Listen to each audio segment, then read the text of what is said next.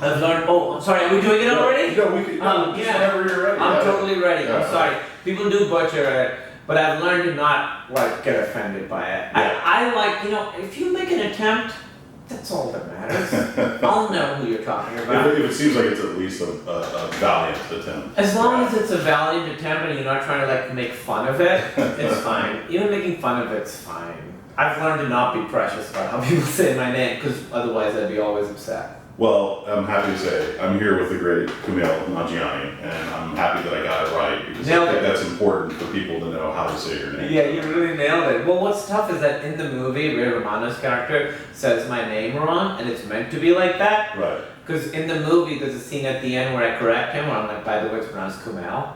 Well, we cut that part out, so he just says my name wrong the whole time, and I'm like, this is going to cause another huge thing of problems for me. But see, that's real. That's what's so great about it, is that's exactly how it would be in real life.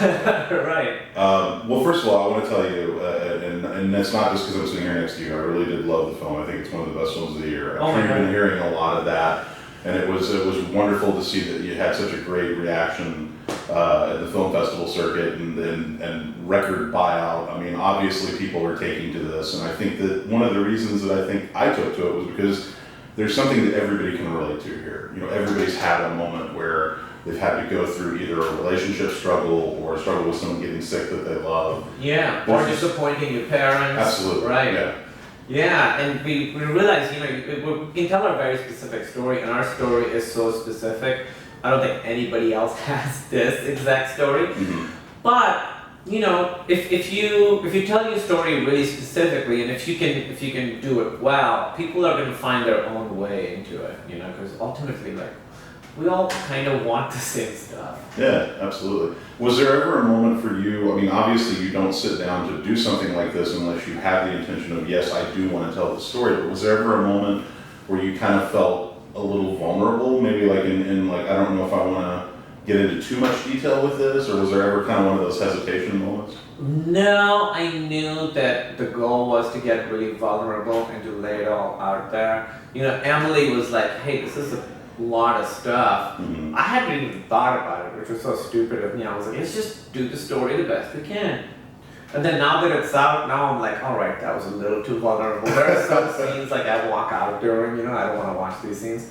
But it is what it is, we chose to share a big part of our life, and people get to experience it and know it and have an opinion on it. So it is vulnerable, but it's also very gratifying.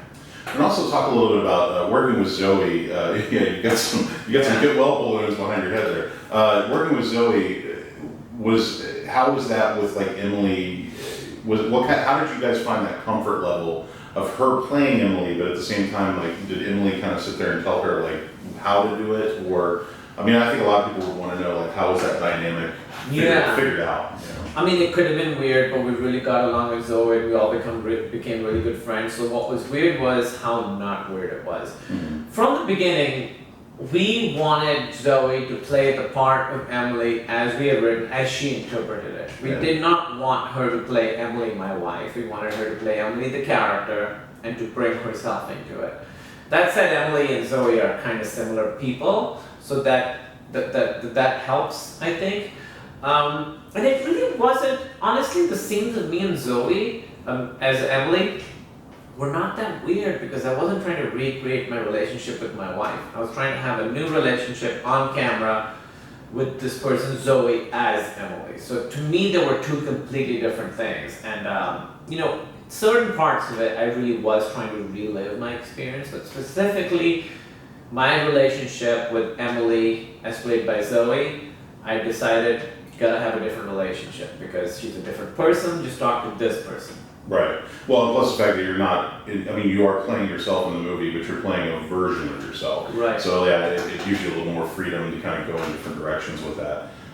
You also kind of explore something that I always have found very interesting, and that is the idea of comedians having difficult personal lives, yes. Which you see a lot. When you see people that are either comedic actors or known for being stand-up comedians that have difficulties in their personal lives, but people don't get that from the stage. And again, it allows that vulnerability. Do you find that a lot with comedic actors? It seems like there's kind of some deeper stuff there a lot of the time. I think for a lot of people, there's deeper stuff, you know, and I think what comedians are good at is, I think you can use comedy to deflect your emotions and to not engage with yourself, you know, and that's certainly what my character is at the beginning of the movie. But we wanted to show that even though this comedian and other comedians can sort of are very good at making jokes so that they don't have to open themselves up, that the journey of my character is opening himself up. But you know, the sort of the stereotype of like the sad clown, the depressed comedian, it's true in a lot of cases, but it's also not true in a lot of cases. I have a lot of friends, you know, most of my friends are comedians, and most of them are like very well-adjusted, sincere, good people who everyone has their demons, you know, everybody does. I think comedians can just be better at hiding them. Yeah, I think it kind of begs that question of when you see a stand-up comedian on stage, you know, you have no idea what's going on in their personal life. You don't know what, you know, trials and tribulations they're going through. So, I mean, it's a very interesting archetype, I think, to play.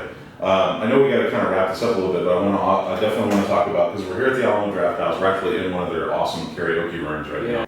This is a great example. You've been working with Brad Sorensen here at the Alamo Drafthouse. He's one of the chefs here, and you guys have put together amazing food that can go with the experience of seeing the movie. Yeah. That's just awesome. I know. To do something like that. It's so exciting. It's so exciting that Alamo wanted to do this with us. When they suggested it, I was like, yes, and here are the dishes. Exactly. Look at this. I mean, this is, and I've had this. I had this earlier, and Isn't it great? And this is called. This is called the aloo paratha. They might call it stuffed aloo stuffed naan or something, Right. but I know it is Potato aloo stuffed bread, and Yeah. it's got like little other things like onions and peas and things like that. Yeah, it's so good.